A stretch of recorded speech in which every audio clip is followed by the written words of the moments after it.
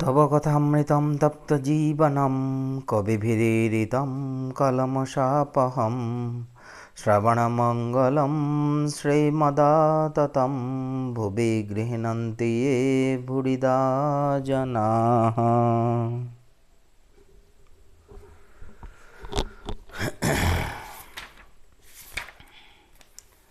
তোমার কথামৃত তাপদগ্ধ জনগণের জীবনস্বরূপ, মুনিগণ কর্তৃক কীর্তিত, পাপসমূহের বিনাশক, শ্রবণমাত্রই মঙ্গলপ্রদ ও সকল সম্পদের আকর।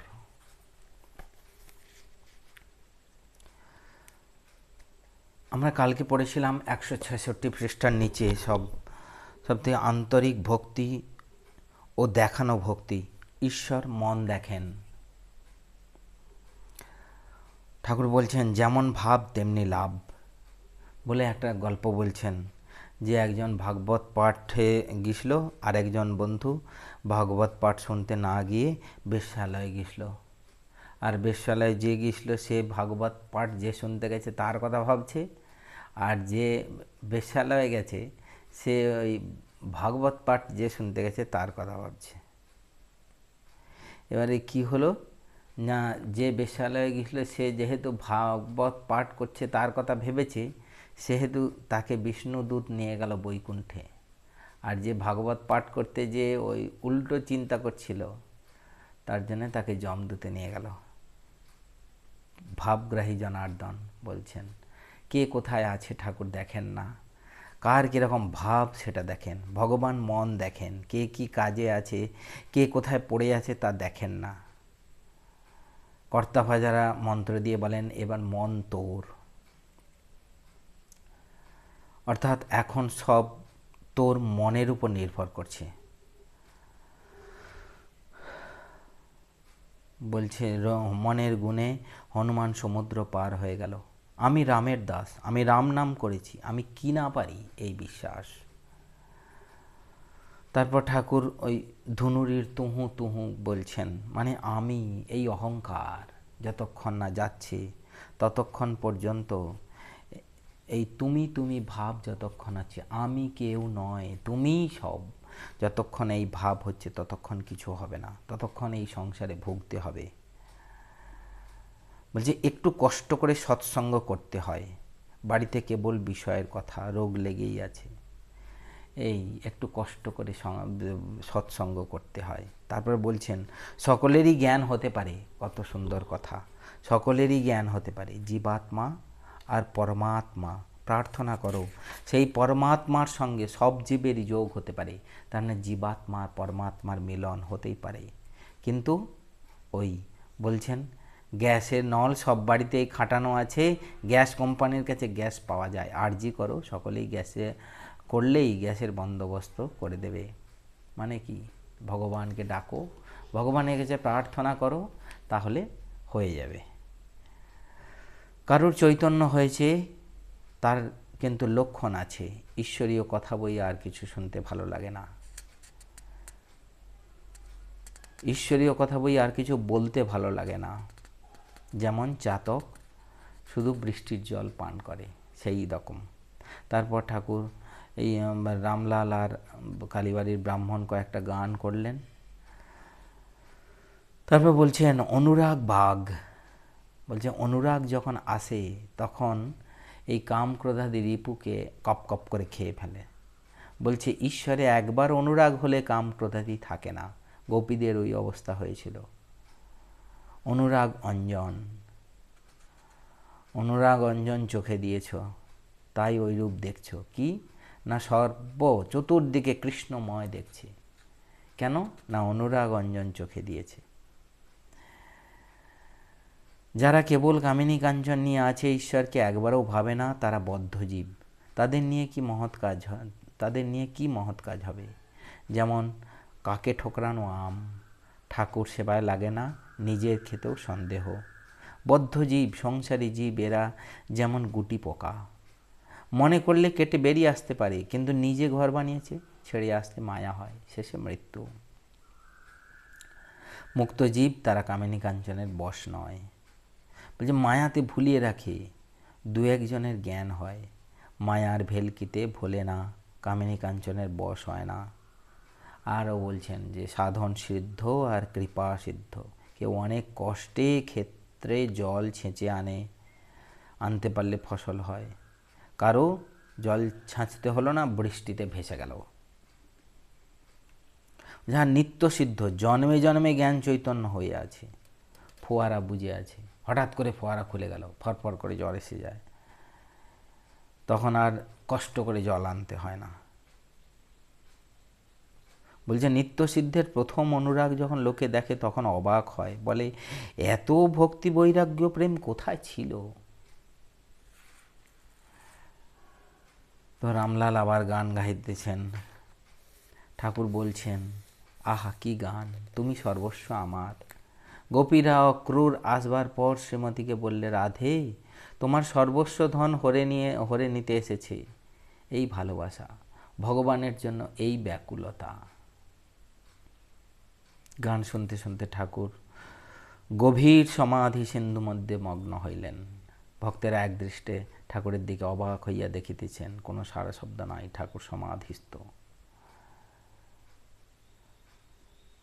অনেকক্ষণ পরে প্রকৃতিস্থ হয়েছেন, অনেক কিছু কথা বলছেন, যেটা একটা দুটো ভক্তদের কানে আসছে। বলছেন, তুমি আমি, আমি তুমি, তুমি খাও, তুমি আমি খাও, বেশ কিছু করছো, চারিদিকে তোমাকেই দেখছি, হে কৃষ্ণ, হে দীনবন্ধু, প্রাণবল্লভ গোবিন্দ।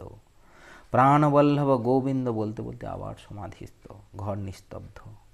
ভক্তগণ মহাভাবময় ঠাকুর শ্রী রামকৃষ্ণকে অতৃপ্ত নয়নে বারবার দেখিতেছেন। কি সুন্দর। আগের দিনের আমাদের পাঠ ছিল, আজকে আমাদের 170 পৃষ্ঠায় অষ্টাদশ পরিচ্ছেদ, শ্রীরামকৃষ্ণের ঈশ্বরাবেশ, তাঁহার মুখে ঈশ্বরীয় বাণী আমরা আজকে পাঠ করব। শ্রীযুক্ত অধর সেনের দ্বিতীয় দর্শন, গৃহস্থের প্রতি উপদেশ। শ্রীরামকৃষ্ণ সমাধিস্থ ছোট খাটটিতে বসিয়া আছেন, ভক্তেরা চতুর্দিকে উপবিষ্ট। শ্রীযুক্ত অধর সেন কয়েকটি বন্ধুর সঙ্গে আসিয়াছেন। অধর ডেপুটি ম্যাজিস্ট্রেট, ঠাকুরকে এই দ্বিতীয় দর্শন করিতেছেন। অধরের বয়স 29-30। অধরের বন্ধু শারদাচরণ পুত্র শোকে সন্তপ্ত। তিনি স্কুলের ডেপুটি ইন্সপেক্টর ছিলেন, পেনশন লইয়া, এবং আগেও তিনি সাধন ভজন করিতেন। বড় ছেলেটি মারা যাওয়াতে কোনরূপে সান্ত্বনা লাভ করিতে পারিতেছেন না, তাই অধর ঠাকুরের নাম শুনাইয়া তাঁহার কাছে লইয়া আসিয়াছেন। অধরের নিজেরও ঠাকুরকে দেখিবার অনেক দিন হইতে ইচ্ছা ছিল। এই পুত্র শোকে কাতর একজন পিতাকে ঠাকুরের কাছে নিয়ে এসেছে। সমাধিভঙ্গ হইল। ঠাকুর দৃষ্টিপাত করিয়া দেখিলেন এক ঘর লোক তাহার দিকে চাহিয়া রহিয়াছে। তখন তিনি আপনা আপনি কি বলিতেছেন। ঠাকুর বলছেন, ঈশ্বর কি তাঁর না, এটা মাস্টারমশাই বলছেন, ঈশ্বর কি তাঁর মুখ দিয়ে কথা কহিতেছেন ও উপদেশ দিতেছেন। ঠাকুর বলছেন, বিষয় লোকের জ্ঞান কখনো দেখা দেয় একবার দীপশিখার ন্যায়, না না সূর্যের একটি কিরণের ন্যায়, ফুটো দিয়ে যেন কিরণটি আসছে। বিষয় লোকের ঈশ্বরের নাম করা অনুরাগ নাই। বালক যেমন বলে, তোর পরমেশ্বরের দিব্যি। খুড়ি জেঠির কোদল শুনে পরমেশ্বরের দিব্যি শিখেছে। বিষয় লোকদের রোগ নাই, হলো হলো, না হলো না হলো। জলের দরকার হয়েছে, কূপ খুঁড়ছে, খুঁড়তে খুঁড়তে যেমন পাথর বেরোলো অমনি সেখানটা ছেড়ে দিলে। আর এক জায়গায় খুঁড়তে বালি পেয়ে গেল, কেবল বালি বেরোয়, সেখানটাও ছেড়ে দিলে। যেখানে খুঁড়তে আরম্ভ করেছে সেখানেই খুঁড়বে, তবে তো জল পাবে। জীব যেমন কর্ম করে তেমনি ফল পায়। এই গানে, তাই গানে আছে, দোষ কারু নয় গো মা, আমি সখাত সলিলে ডুবে মরি শ্যামা। আমি আর আমার অজ্ঞান। বিচার করতে গেলে যাকে আমি আমি করছো দেখবে তিনি আত্মা বই আর কিছু নয়। এই অহংকার, আমি আমি, এটা আমার, সব আমি করেছি, এই আমি আমি বিচার, এই আমি আমি বোধ, এটা যেতে হবে। তুমি তুমি বোধ আসতে হবে সব কিছুতে। ভগবানই সব। যা হোক, বিচার করো, তুমি শরীর না মাংস না আর কিছু, তখন দেখবে তুমি কিছু নও, তোমার কোনো উপাধি নাই। তখন আবার আমি কিছু করি নাই, আমার দোষও নাই, গুণও নাই, পাপও নাই, পুণ্যও নাই। এটা সোনা, এটা পেতল, এর নাম অজ্ঞান। সব সোনা, এর নাম জ্ঞান। ঈশ্বর দর্শনের লক্ষণ শ্রীরামকৃষ্ণ কি অবতার। ঈশ্বর দর্শন হলে বিচার বন্ধ হয়ে যায়। ঈশ্বর লাভ করেছে অথচ বিচার করছে, তাও আছে। কি কেউ ভক্তি নিয়ে তার নাম গুণগান করছে। ছেলে কাঁদে কতক্ষণ, যতক্ষণ না স্তন পান করতে পায়, তারপরেই কান্না বন্ধ হয়ে যায়।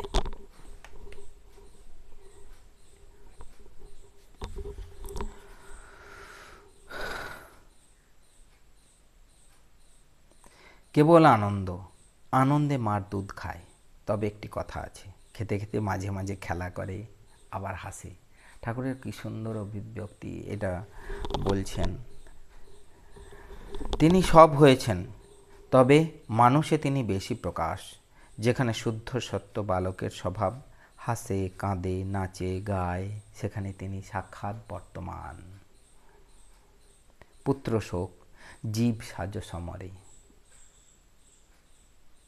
ঠাকুর অধরের কুশল পরিচয় লইলেন।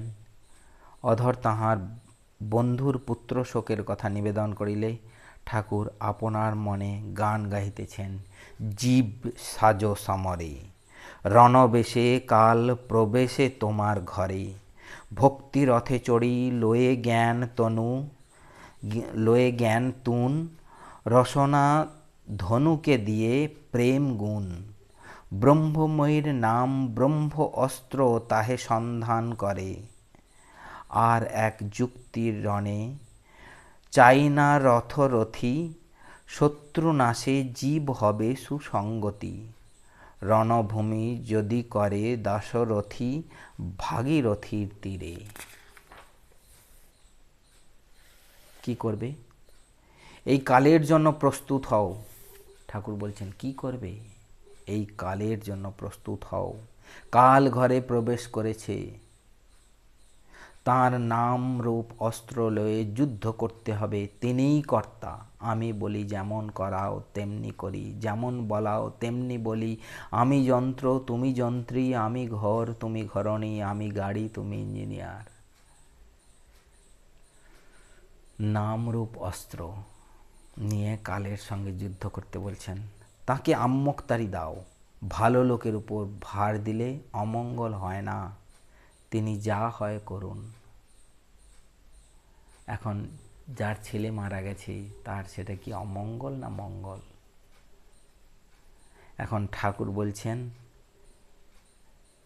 ভালো লোকের উপর ভার দিলে অমঙ্গল হয় না। হয়তো তিনি যদি আম্মকতারি দেন, যিনি আম্মকতারি দিয়েছেন, ভগবানের উপর নির্ভর করেছেন, তিনি এই ছেলে মারা গেলেও তিনি এটাকে অমঙ্গল বোধ করবেন না, বা তার জন্য দুঃখ কষ্ট হবে না। তিনি দিয়েছেন, তিনি নিয়ে নিয়েছেন। এই যে আমি বলি যেমন করাও তেমনি করি, যেমন বলাও তেমনি বলি, আমি যন্ত্র তুমি যন্ত্রী, আমি ঘর তুমি ঘরণী। এই তখন তার মনের মধ্যে একদম ঠিক ঠিক বিশ্বাস হয়ে যায় এইটা। তার শোক হবে না গা। আত্মজ রাবণ বধ হলো, লক্ষণ দৌড়িয়ে গিয়ে দেখেন যে হাড়ের ভিতর এমন জায়গা নেই যেখানে ছিদ্র নাই। তখন বললেন, রাম তোমার বাণের কি মহিমা, রাবণের শরীরে এমন স্থান নাই যেখানে ছিদ্র না হয়েছে। তখন রাম বললেন, ভাই হাড়ের ভিতর যেসব ছিদ্র দেখছো ও বাণের জন্য নয়, শোকে তার হাড় জর্জর হয়েছে। ওই ছিদ্রগুলি সেই শোকের চিহ্ন, হাড় বিদীর্ণ করেছে। তবে এসব অনিত্য। গৃহ পরিবার সন্তান দুদিনের জন্য, তাল গাছই সত্য। দু একটা তাল খসে পড়েছে, তার আর দুঃখ কি? ঠাকুর কীরকম করে দুঃখ নিবারণের জন্য বলছেন। ঈশ্বর তিনটি কাজ করছেন, সৃষ্টি, স্থিতি, প্রলয়। মৃত্যু আছেই, প্রলয়ের সময় সব ধ্বংস হয়ে যাবে, কিছুই থাকবে না। মা কেবল সৃষ্টির বীজগুলো কুড়িয়ে রেখে দেবেন, আবার নতুন সৃষ্টির সময় সেই বীজগুলি বার করবেন। গিন্নিদের যেমন নেতাকাঁথার হাড়ি থাকে। সকলের হাস্য। তাতে শশা বিচি, সমুদ্রের ফেনা, নীলবড়ি ছোট ছোট পুঁটলিতে বাঁধা থাকে। ঠাকুর কালের কথা বলছেন। প্রলয়ের সময় সব ধ্বংস হয়ে যাবে, তখন মা ওই বীজগুলো কুড়িয়ে রাখবেন, পরে আবার সেইগুলো দিয়ে তিনি সৃষ্টি করবেন। ঊনবিংশ পরিচ্ছেদ। অধরের প্রতি উপদেশ। সম্মুখে কাল। ঠাকুর অধরের সঙ্গে তাঁর ঘরের উত্তরের বারান্দায় দাঁড়াইয়া কথা কহিতেছেন। শ্রীরামকৃষ্ণ অধরের প্রতি, তুমি ডেপুটি, এ পদ ঈশ্বরের অনুগ্রহে হয়েছে, তাঁকে ভুলো না, কিন্তু যেন সকলের এক পথে যেতে হবে। এই কথাটার মানে আমার ফুটনোটে দেওয়া আছে। শ্রীযুক্ত অধরচন্দ্র সেন ১.৫ বৎসর পরে দেহত্যাগ করেন। ঠাকুর ওই সংবাদ শুনিয়া অনেকক্ষণ ধরিয়া মার কাছে কাঁদিয়াছিলেন। যাকে ঠাকুর অত ভালোবাসতেন সেই অধর চলে গেলেন, ঠাকুর তখন কাঁদছেন। ভগবানেরও কিছু করার থাকে না। অধর ঠাকুরের পরম ভক্ত। ঠাকুর বলেছিলেন, তুমি আমার আত্মীয়। অধরের বাড়ি কলিকাতা, শোভাবাজার, বেনেটোলা। তাহার কয়েকটি কন্যা সন্তান এখনও বর্তমান। যখন এইটা লেখা হয়েছিল তখনের কথা বলছেন। কলিকাতার বাটিতে শ্রীযুক্ত শ্যামলাল, শ্রীযুক্ত হীরালাল প্রভৃতি ভ্রাতারা কেহ কেহ এখনও আছেন।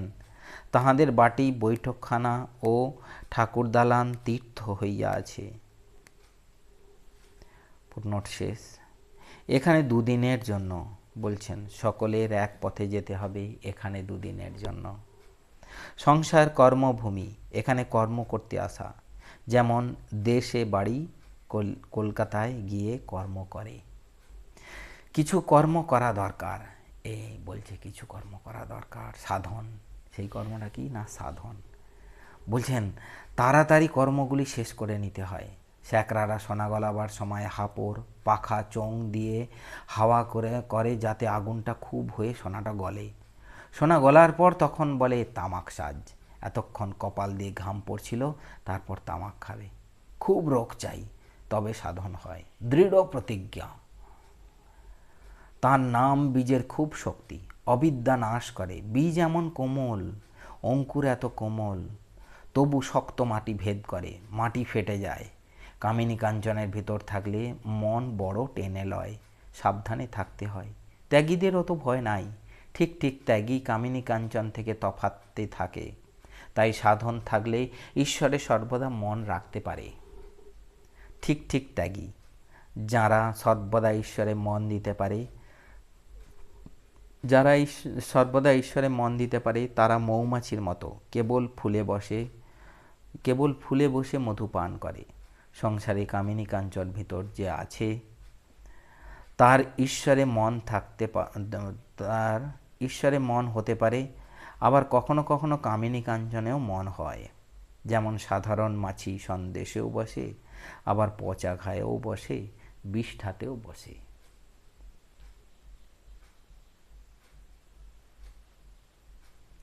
ঈশ্বরেতে সর্বদা মন রাখবে। প্রথমে একটু খেটে নিতে হয়, তারপর পেনশন ভোগ করবে। ঈশ্বরের প্রতি সর্বদা মন রাখতে হবে, সাধন করতে হবে।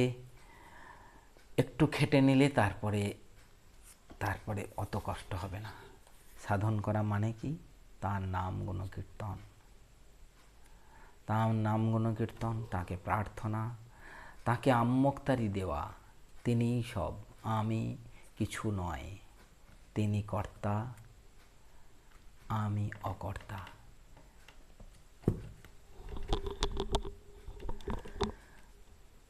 তার উপরে সমস্ত ভার ছেড়ে দিতে হবে।